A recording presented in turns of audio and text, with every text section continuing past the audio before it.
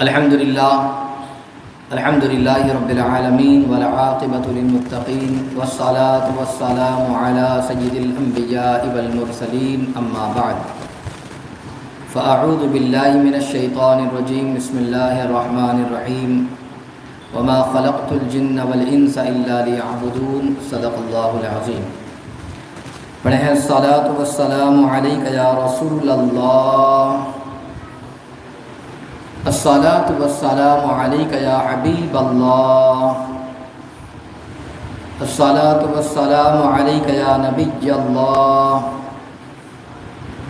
الصلاة والسلام عليك يا نور الله صلی اللہ تعالی علیہ وسلم. شمع رسالت کے پروانوں، آج ہم اذان کے حوالے سے کچھ باتیں سماعت کریں گے. اذان کا معنی کیا ہے، اذان کا مقصد کیا ہے. دن میں 5 مرتبہ مسجد میں اذان دی جاتی ہے اور ہمیں بلایا جاتا ہے، تو اس میں کس چیز کی تعلیم دی جا رہی ہے، کس جانب ہمیں بلایا جا رہا ہے، اور اذان کے جو الفاظ ہیں اس کا مطلب کیا ہے. اس طریقے کے الفاظ اس ترتیب کے ساتھ رکھنا، کیا اس کا بھی کوئی خاص مقصد ہے؟ اس لیے کہ ہم دن میں 5 مرتبہ اذان سنتے تو ہے مگر اس کی طرف توجہ نہیں ہوتی. تو آج مختصر سے وقت میں انشاءاللہ العظیم اس کے حوالے سے کچھ باتیں بتانے کی کوشش کروں گا، تاکہ جب بھی اذان ہو تو ہمارا ذہن، ہمارا تصور اس جانب جائے کہ اس میں جس چیز کی طرف ہمیں بلایا جا رہا ہے، جو باتیں ہمیں بتائی جا رہی ہے، جو پیغام ہمیں دیا جا رہا ہے، وہ پیغام کیسا ہے، اور کیا واقعی ہمیں اس طرف بڑھنا چاہیے بھی یا نہیں بڑھنا چاہیے، کیا اس میں واقعی فائدہ بھی ہے یا نہیں ہے. آئیے اس چیز کو آج آپ سماعت کر لیں. سب سے پہلی چیز تو یہ کہ اذان جو ہوتی ہے دن میں 5 دفعہ ہوتی ہے، ہر مسجد سے ہوتی ہے. تو اس کا مطلب کیا ہے؟ تو اس کا معنی ہے آگاہ کرنا، خبردار، آگاہ کرنے کے. لیکن اصطلاح شرع میں اذان اسے کہتے ہیں کہ مخصوص طریقے اور مخصوص وقت میں مقررہ الفاظ کے ذریعے لوگوں کو خبردار کرنے، یعنی نماز کی دعوت دینے، نماز کی طرف بلانے، نماز کی طرف جو ہے پیغام پہنچانے کے لیے خاص الفاظ کے ساتھ دعوت دی جاتی ہے، اسی کو اذان کہتے ہیں. تو گویا کہ اذان کا مطلب یہ ہوا کہ آگاہ کرنا، خبردار، الرٹ کیا جا رہا ہے، متنبہ کیا جا رہا ہے، آگاہ کیا جا رہا ہے کہ وقت صلاۃ آ چکا ہے، نماز کا وقت آ چکا ہے، اب آپ مسجد کی طرف رخ کریں، مسجد کی طرف آئیں. دیکھیں، اذان ایک مختصر اور بہت ہی جامع اور متبرک کلام ہے، جس میں آپ دیکھیں تو اعتقاد اور عمل دونوں کو جمع کیا گیا ہے. اس اذان کے اندر جو مختصر اس کے الفاظ ہے، اس کے اندر اعتقاد کو بھی اور عمل دونوں کو اس میں شامل کیا گیا، دونوں کو جمع کیا گیا. یعنی عقائد کی درستگی اور اعمال کی ترغیب کی اس میں بہترین طریقے پر تعلیم دی گئی ہے. آپ کا عقیدہ بھی صحیح ہو جائے اور آپ کا عمل بھی درست طریقے سے ہو جائے. مختصر سے طور پر اذان کے ان کلمات میں، ان جملوں کے اندر ان دونوں چیزوں کو جمع کر دیا گیا ہے، تاکہ ہم جو ہے اذان سے فائدہ اٹھائیں اور اپنے عمل کو درست کریں، مگر اس سے پہلے اپنے عقیدے کو درست کر لیں. اب آئیے، اب ہم اذان کی طرف بڑھتے ہیں اور ان کے جملوں پر غور کرتے ہیں، اور اس میں کس چیز کی طرف ہمیں بلایا جا رہا ہے، کس طریقے سے عقائد کی درستگی اور اعمال کی درستگی ہوتی ہے. سب سے پہلے ہم اس چیز کو سماعت کرتے ہیں. دیکھیں، جب بھی اذان ہوتی ہے تو سب سے پہلے مؤذن کہتا ہے اللہ اکبر، اللہ اکبر، اللہ اکبر، اللہ اکبر. گویا کہ جملے 4 مرتبہ دہرائے جاتے ہیں. ایک جملہ ہے اللہ اکبر، جس کا مطلب ہے اللہ سب سے بڑا ہے، اور اس جملے کو 1 مرتبہ نہیں، 2 مرتبہ نہیں، 3 مرتبہ نہیں، 4 مرتبہ اسے دہرایا جاتا ہے. اللہ سب سے بڑا ہے، اللہ سب سے بڑا ہے، اللہ سب سے بڑا ہے، اللہ سب سے بڑا ہے. اور ہر اذان کی جب شروعات ہوتی ہے تو اس طریقے سے 4 مرتبہ یہ جملے کہے جاتے ہیں. اللہ تبارک و تعالیٰ کی اس میں عظمت اور اس کی کبریائی کا اظہار کیا جاتا ہے کہ سب سے بزرگ و برتر وہی ہے جس سے مقصود اس امر کا کیا جاتا ہے کہ ہر قسم کی عبادت اور پرستش کی اگر مستحق کوئی ذات ہے تو وہی ذات ہے اور وہ اللہ ہے۔ کبھی کبھار ہوتا ہے ایسا ہے کہ انسان کبھی خوف کھاتا ہے کہ ارے فلاں بڑا ہے، اس کے ساتھ میرے معاملات ہیں، کیا ہوگا کیا ہوگا۔ تو اس لیے مسلمانوں کو دن میں 5 مرتبہ اور کئی مرتبہ اس دوہرا کر، اس الفاظ کو دوہرا کر یہ بات اس کے ذہن میں ڈالی جاتی ہے، تم کسی چیز کا خوف نہ کھاؤ، اس لیے کہ تم جس رب کی عبادت کرتے ہو اللہ اکبر، وہی اللہ سب سے بڑا ہے اور وہی عبادت کے لائق ہے۔ گویا کہ مگر ہم نے کبھی اس طرف توجہ نہیں کی، ہم نے سوچا کہ یہ اذان کے الفاظ اور یہ جملے آتے رہے، نہیں، اگر کاش ہم اس طرف توجہ کرتے تو ہمیں یہ بات ہمارے ذہن میں آتی کہ جو خدا ہے جس کی جانب بلایا جا رہا ہے، جس کی دعوت پر ہم آ رہے ہیں، جس کی دعوت پر مسجد میں ہم آ رہے ہیں، وہ خدا سب سے بڑا ہے، اس سے بڑا کوئی نہیں۔ اور پھر اس کے بعد یہ جو کلمات کہے جاتے ہیں یا آہستہ نہیں کہے جاتے، چھپ کر نہیں کہے جاتے، بلکہ بآواز بلند 4 دفعہ متواتر کہے جاتے ہیں، یکے بعد دیگرے کہے جاتے ہیں، جس سے ایمان والوں کی دل میں ایک خاص طرح کا جو ہے اثر ہوتا ہے، جو ان کو چونکانے اور موجودہ مصروفیات سے ہٹا کر نماز کی طرف متوجہ کر دینے کے لیے مقناطیس اور بجلی سے زیادہ کام دیتا ہے۔ اگر انسان اسے سوچے اللہ سب سے بڑا ہے تو دل مائل ہوگا، چلو اس رب کی بارگاہ میں جائے، تو سب سے بڑا ہے، میرا کام نہیں بن رہا ہے، چلو اس رب کی بارگاہ میں چلتے ہیں جو سب سے بڑا ہے اور وہی عبادت کے لائق ہے، وہی مستحق عبادت ہے۔ تو گویا کہ انسان سارے کاموں کو چھوڑ کر، ساری چیزوں سے اپنے ذہن کو ہٹا کر وہ اس رب کی جانب بڑھے گا، مسجد کی جانب آئے گا، عبادت کی طرف آئے گا۔ اب یہ اذان کے یہ کلمات ہو گئے، اللہ اکبر۔ اب اس کے بعد کے جو الفاظ ہیں اس پر ہم غور کرتے ہیں۔ اب اس کے بعد جو جملہ کہا جاتا ہے اشہد ان لا الہ الا اللہ، اور پھر اس کے بعد کہا جاتا ہے اشہد ان محمد رسول اللہ، یہ جملے کہے جاتے ہیں۔ دراصل اس میں ہے کیا؟ تو اللہ اکبر یعنی اللہ کے بارے میں بتائے گا کہ اللہ سب سے بڑا ہے، پھر اس کے بعد فوراً عقیدے کا تذکرہ ہو رہا ہے۔ کس چیز کا؟ کہ میں گواہی دیتا ہوں کہ اللہ کے سوا کوئی معبود نہیں، توحید کا ذکر ہو رہا ہے۔ یہاں پر توحید کا ذکر ہو رہا ہے کہ اللہ کے سوا کوئی معبود نہیں، یعنی سارے معبودان باطل کی اس میں نفی کر دی گئی ہے کہ عبادت کے لائق اگر کوئی ہے تو وہ اللہ ہے، اسی کی عبادت کی جائے گی۔ اور پھر اس کے بعد عبادت اللہ کی جو ہے توحید کے بعد، اس کی گواہی دینے کے بعد جو جملہ آتا ہے اشہد ان محمد رسول اللہ، یعنی اس چیز کی بھی گواہی دی جا رہی ہے، رسالت کی گواہی دی جا رہی ہے توحید کے بعد، کہ میں اس چیز کی بھی گواہی دیتا ہوں کہ محمد صلی اللہ علیہ وسلم اللہ کے رسول ہے۔ تو گویا کہ عقیدے کا تذکرہ اس میں ہو رہا ہے، اور شہادت، توحید و رسالت کی شہادت یعنی خدا و رسول کو برحق ماننے کا اقرار کیا جا رہا ہے، بار بار اقرار کیا جا رہا ہے۔ گویا تمام دنیا کے لیے ایک مژدہ رحمت ہے، جس سے اہل ایمان کو عجیب رونق اور تازگی حاصل ہوتی ہے کہ توحید کا تذکرہ ہو رہا ہے، اور توحید کے تذکرے کے فوراً بعد رسالت کا تذکرہ ہو رہا ہے۔ اب جب اللہ کی کبریائی بیان کی گئی، اس کے فوری بعد توحید اور رسالت کا تذکرہ کیا گیا، یہ عقیدے کی بات ہو گئی۔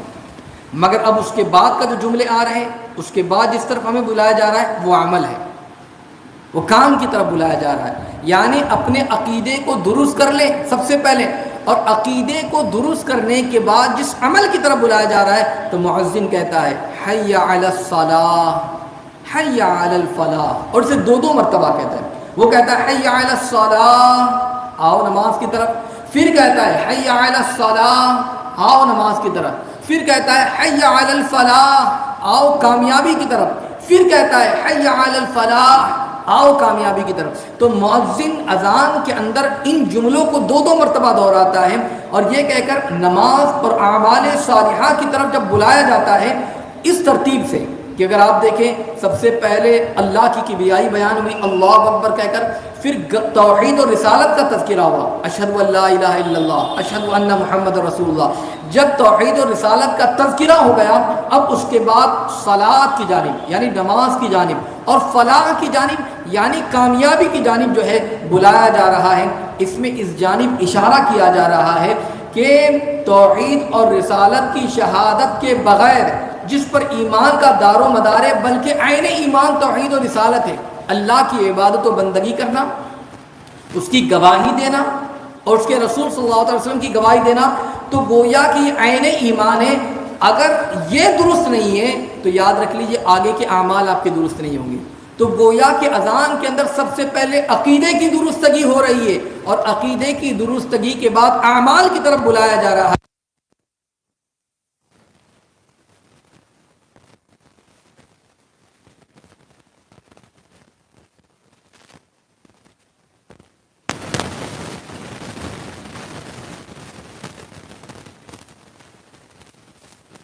رہا ہے تو گویا کہ یہاں پر اشارہ یہ دیا جا رہا ہے، پہلے نماز کا تذکرہ، بعد میں کامیابی کا تذکرہ۔ اگر تمہیں کامیاب ہونا ہے تو ایسے ہی کامیاب نہیں ہو سکتے، بلکہ تمہیں اللہ کی بارگاہ میں حاضر ہونا ہوگا، اپنے سر کو سجدے میں رکھنا ہوگا، نماز پڑھنی ہوگی۔ اگر تم نے نماز پڑھ لی ہے تو یاد رکھ لیجئے کامیابی تمہیں حاصل ہو جائے گی۔ اذان کی ترتیب اس طریقے سے رکھی گئی ہے۔ اور فلاح کا معنی،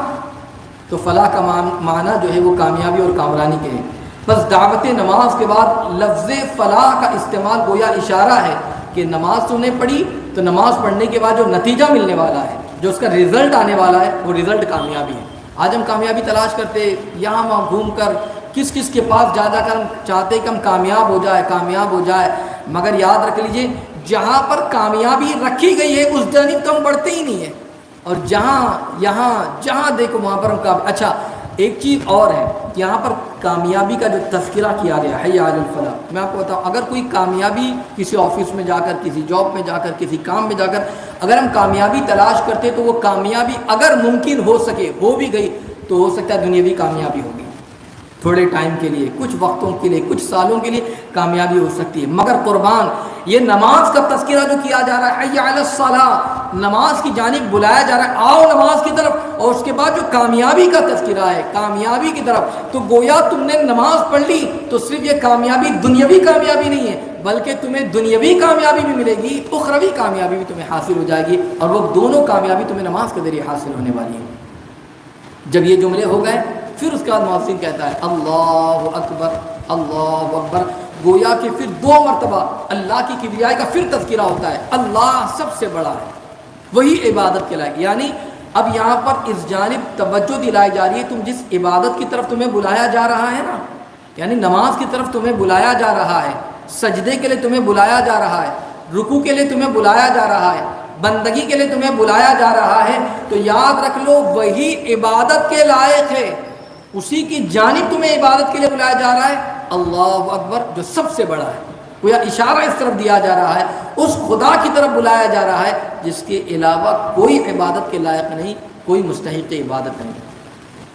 اور پھر اس کے بعد جب اللہ اکبر کہہ لیا گیا 2 مرتبہ، پھر مؤذن کہتا ہے لا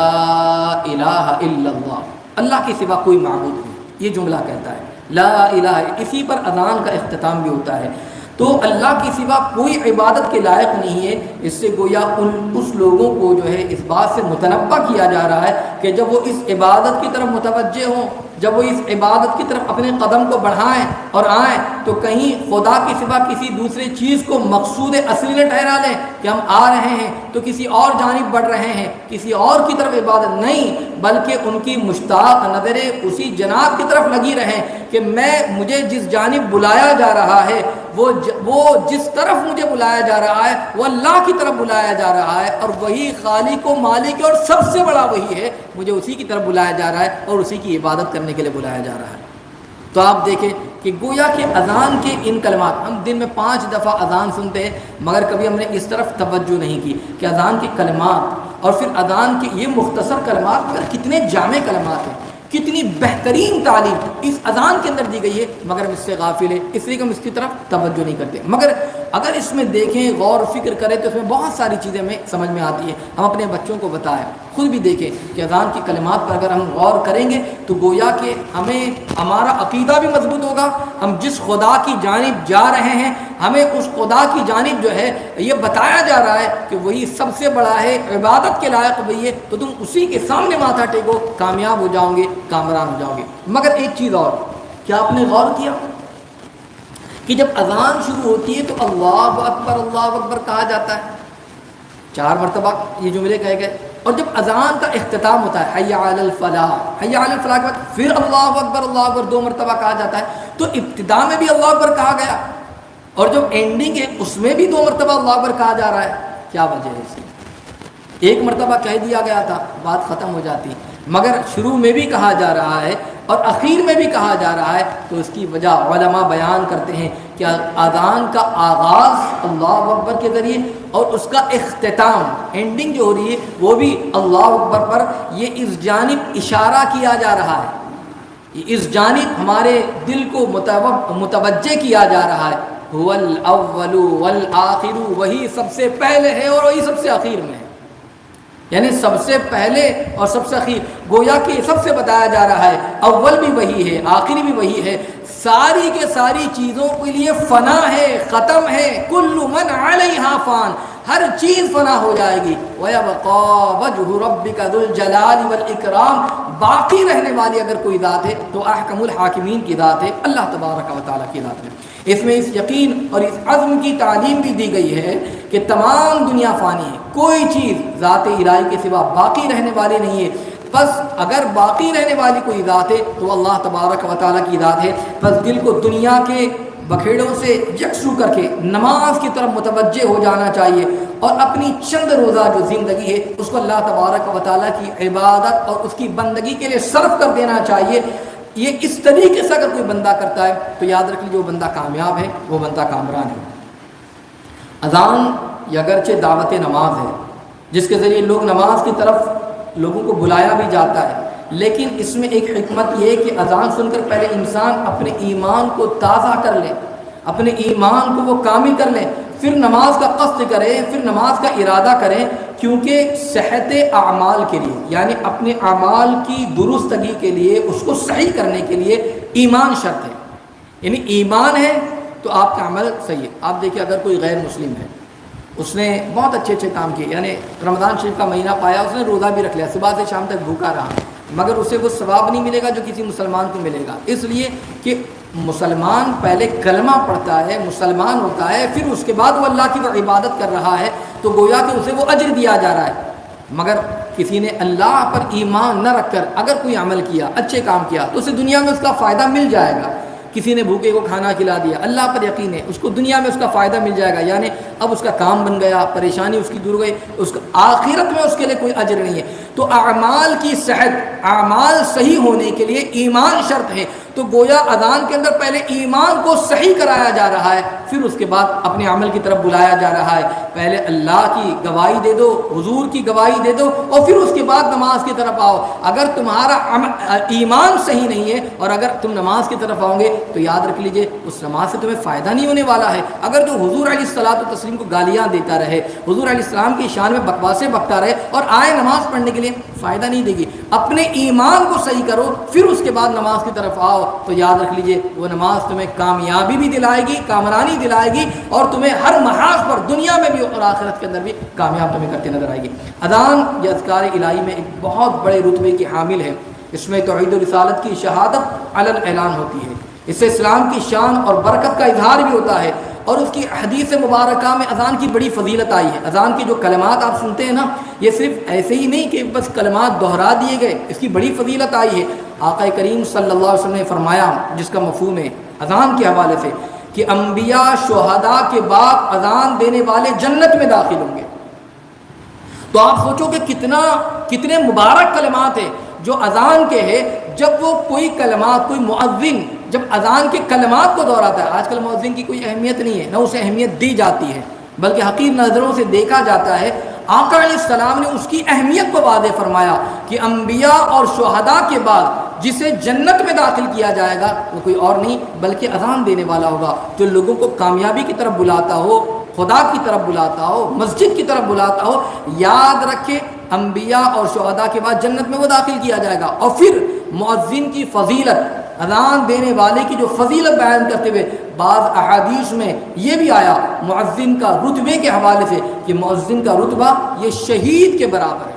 جو راہ خدا میں اپنی جان کا نذرانہ پیش کر دے۔ فرمایا کہ جو شہید کو جو درجہ اس کے برابر مؤذن کا رتبہ ہے، اذان دینے والے کا رتبہ ہے، یہ کوئی معمولی انسان نہیں ہے۔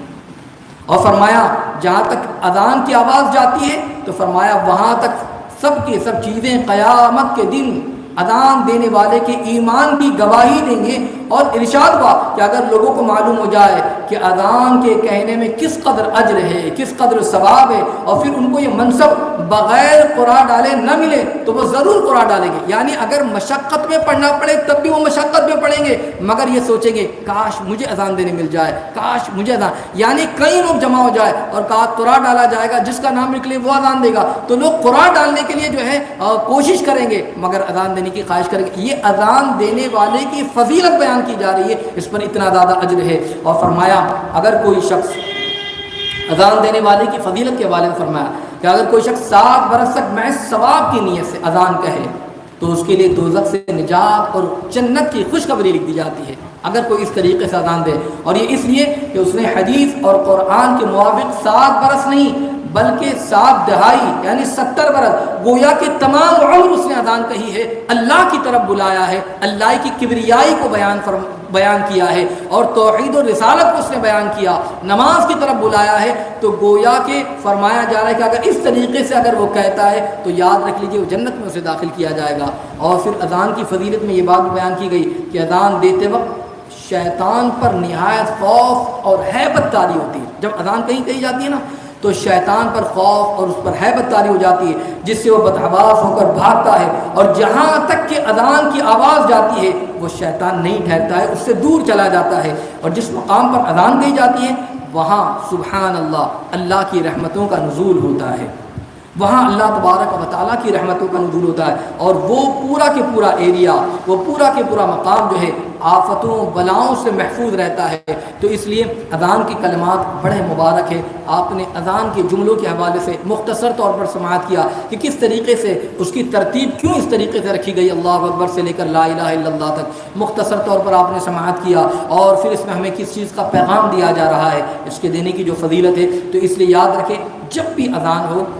ہرگز بات چیت نہ کرے، اپنے کام کو چھوڑ کر اس کی طرف توجہ کرے، اس کا احترام کریں، ان کلمات کو دہرائے. اس پر بھی اللہ رب العزت اجر عطا فرمائے گا. اور جب بھی اذان کہی جائے مسجد سے تو فوراً نماز کی طرف آ جائے، انشاءاللہ کامیابی میسر آ جائے گی. اللہ تعالیٰ ہم تمام کو عبادت و بندگی کرنے کی توفیق عطا فرمائے، اذان کا احترام کرنے کی توفیق عطا فرمائے، اور مولا تبارک و تعالیٰ اس کی بارگاہ میں جانے کی توفیق عطا فرمائے، بندگی کرنے کی توفیق عطا فرمائے. استغفر اللہ العظیم الذی لا الہ الا هو الحی القیوم واتوب الیہ وما علینا الا البلاغ المبین. السلام علیکم ورحمۃ اللہ وبرکاتہ.